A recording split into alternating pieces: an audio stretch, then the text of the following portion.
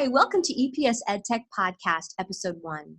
This is Debra.Hernanz. And Tavia.Clark, EdTech here at Evergreen School District. We're so excited to share this new project with you. Our purpose with this podcast is to highlight great work being done throughout the district and to connect our EPS learning community. Before we get to this month's interview, we want to share how you can connect with us via Twitter at debra.hernanz or at tavia_clark, our EPS emails, or by leaving questions and comments in the comments section of YouTube below. Each episode will also have show notes with links and resources under the audio recording on YouTube. This month, Debra chatted with Dante Caltagirone, a fifth grade teacher at Orchards Elementary School, about how educational technology has transformed personalized learning in his classroom. The impact of personalized learning is a part of the Evergreen Public Schools strategic plan. Let's check out what Dante has to say about creating unique learning experiences for his students. Okay, so we are here today with Dante Caltagirone, and he's a grade 5 teacher at Orchards Elementary School. And what we're going to do today is talk about what personalized learning looks like, feels like, and sounds like in his classroom. So welcome, Dante. Thank you for having me. Yeah, I'm really excited to hear about the choices, the choice list that you came up with and what you do with that with your students. Absolutely. Over the years, as devices started to become more integrated into our classroom, I noticed an opportunity to give students much more personalized and adaptive ways to do extra practice with skills, whether those skills are on reading or math or coding or typing, when they were done with whatever workshop assignment they had. You've got kids in a room working at all different ranges and speeds. And of course, a lot of times I feel like the students whose needs aren't always met are students who finish their work quickly with high quality, and then they're left going, well, what do I do now? And I don't want to throw worksheets at them, and I don't want to tell them to independently read all the time, even though that's a great thing to do sometimes. I really feel like sometimes those kids were left out, and I felt like I needed something that was personalized for them. And I'm still getting better at this. My resources, my list of resources that I'm able to set up for the kids is greater than it's ever been, but it's still, I think, a little limited to be truly personalized where they can really direct their own learning. Some examples of things I have on here, right, is they can work on code.org and work on a coding project, what they can share with me. A lot of times kids will design alternative versions of games on there like Flappy Bird and then come up and want me to like see what they changed and what they did. I've got kids that will log doing extra practice on zern.org, which is a math practice site, or Khan Academy, which a lot of people are very familiar with, which the district really, I know, supports Khan Academy. Typing Agent, which is a district-provided resource, but typing is huge. Right. It's a hugely important skill to kids at this age. Almost everything they do in writing has got to be typed now. Just to go over the list, they can work on the science games on STEM Scopes, which is a district-provided resource. Epic, which is also endorsed by the district, and it's on ClassLink. And that's an online library, and it's got videos, so it can work with kids of all types of reading skills. And then I talked about Khan Academy, which is on there. So the students will log their work, they'll share their work with me, and it's taken away a load of management or a level of management that I wish I had discovered years ago of what to do with these kids who are waiting to know what to do now. And to point to them to something where they can guide, what do I feel like I need practice on? Or what type of content do I feel like engaging with? Am I in a math mood? Am I in a science mood? Am I in a practicing my typing mood, right? They have that choice. Right. And what I see here is that you're giving them an experience where they are afforded some flexibility, but they're still going to be challenged. Absolutely. And they also have a chance to master different skills, don't they? They do. That's basically what you're looking at here with the different types of applications that you're talking about. And the technology has gotten so good at being so adaptive. Right? It adapts to the student's skill. If the student is on Khan or if the student is on Zern, I'll set them at a certain level, a grade level, and then it will start to work or adapt based on if they're getting the problems correct. It'll have them do review problems. It'll have them practice again. Those are pieces of management I don't have to do any longer. So in a way, obviously that increases my access to the students' access to me. Yeah, you're multiplying your efforts, exactly. aren't you? I'm more available because of those things to students than I was before. I'm more available to the students who still need a small group work, independent, or one-on-one work, right? And the students who don't need my support at that time and have finished their assignment and are waiting, again, a small amount of time, I'd say 10, 15 minutes, can practice what they feel like practicing. So it's really helped. I really like what you're saying about when you have that, that tiny amount of time, that little bit of time, and they're empowered to actually make a choice about what they're going to do with that time. And they know that. How are those expectations set up in your classroom? That's a great question. So we're a PBIS school, like I assume all the schools are in the district, and that's positive behavior in schools. And we use all-star tickets because we're the Orchards All-Stars. Okay. And so they know it's called their transitioning ticket. And so that's the language we set up, is that when during workshop, we have a system. So thanks for asking me about that. It's a system I kind of like take for granted. I don't even think about, neither do the students. As I'm working the room and roaming, and when I get up from the group to do a quick, proximity check with kids to keep them knowing they're accountable and I'm there and around and aware. They get a ticket for starting their work. So they've got some work going and they're applying themselves. Yeah. They get a ticket for finishing, and then they get another ticket for transitioning. Yeah. And during each workshop, there's usually about 3 per day. Good chunks. We're talking hour-long workshops, right? They are supposed to leave their tickets out during that workshop. So as I roam, I know what I've already given them, or I know what I owe them. Like, I haven't been by in 10 minutes. You've not only finished, you've transitioned. So I owe you 2 tickets, right?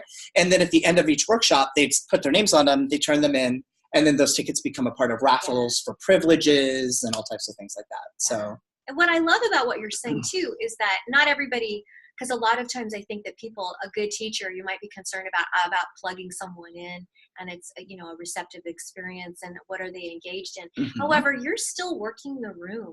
You're still out there. You're still engaged actually with the kids, like you said, whether it's one-on-one, but you're also checking to see, keeping tabs on what is happening and to see if they are meeting those expectations that you talked about during that transitionary period. Definitely. So Thank you. That's really awesome.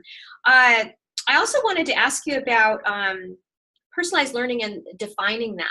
What are your ideas about that? That's a great question. I mean, student-driven learning, right? Personalized to me. We have conversations like about this in our because everybody has like a kind of a different shade of understanding of what personalized sounds like, kind of depending on how direct of a teacher is, or I mean, we're all so different with our styles. So personalized to me does really mean self-driven.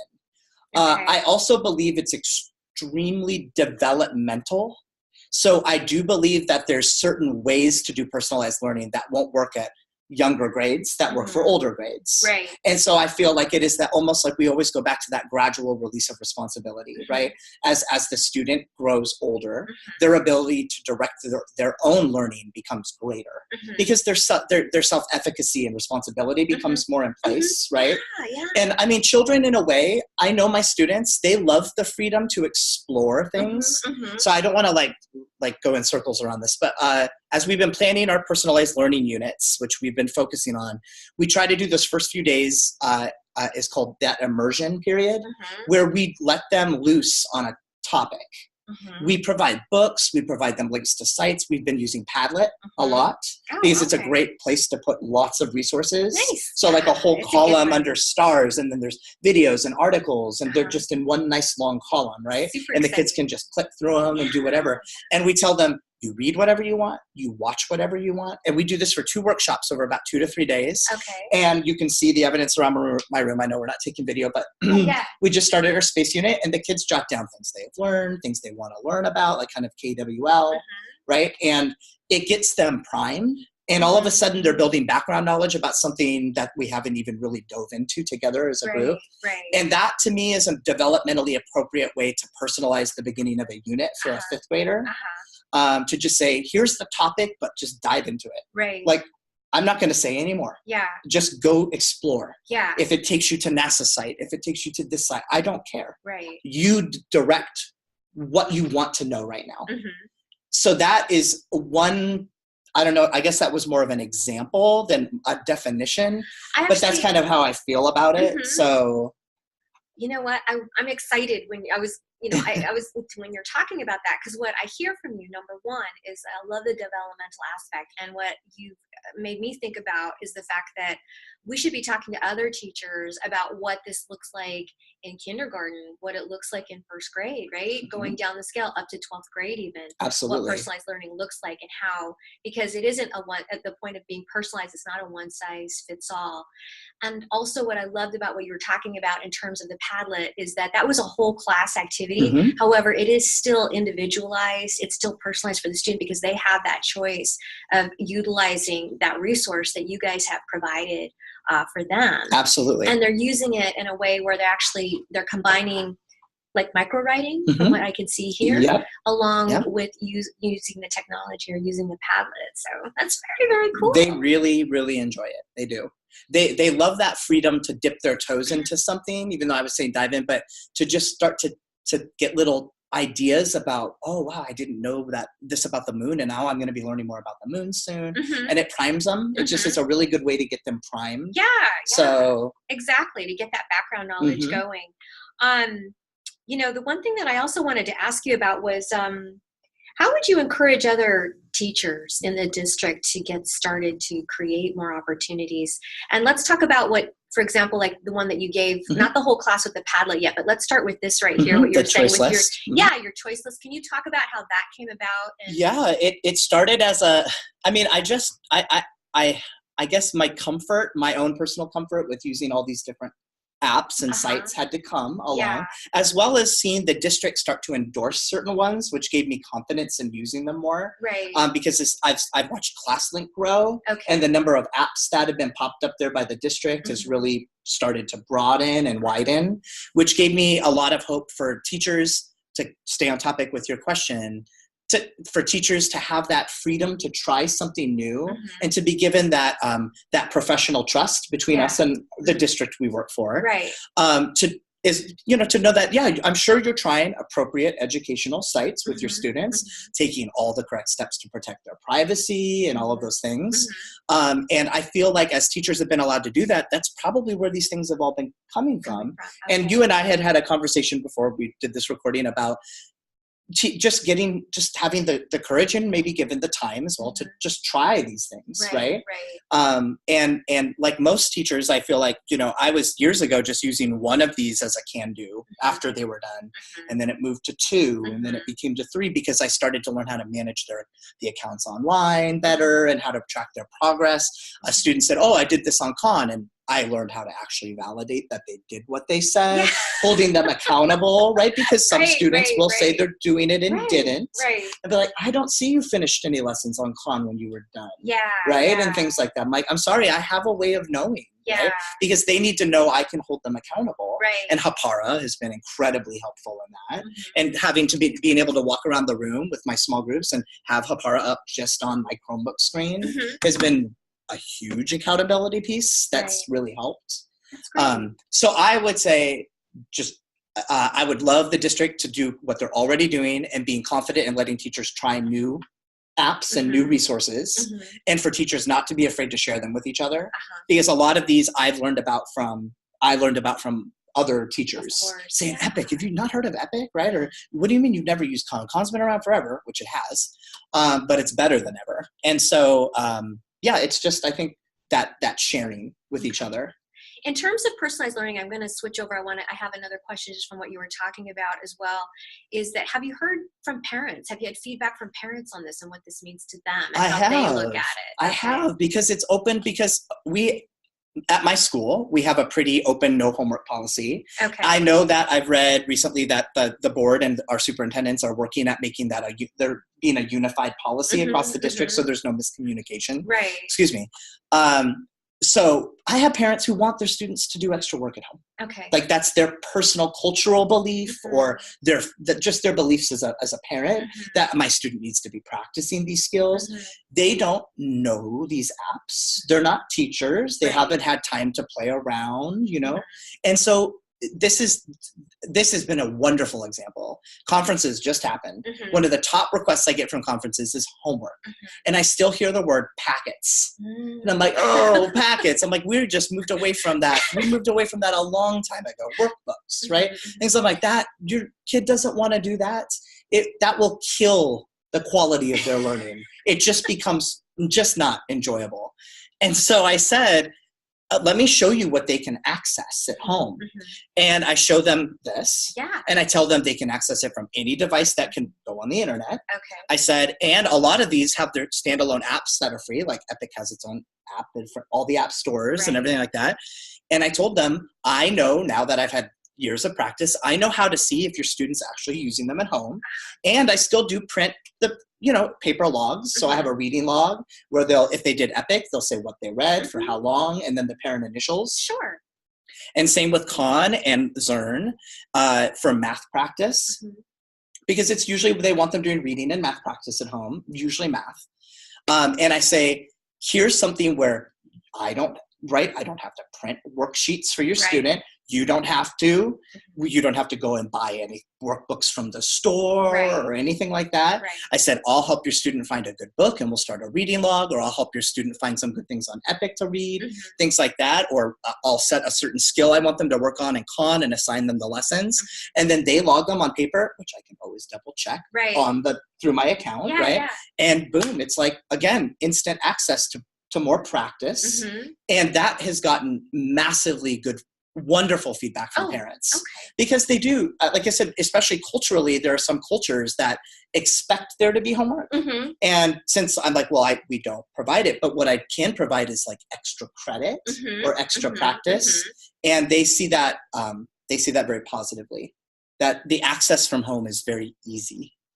And what I still love about what you're talking about is that the student still has choice.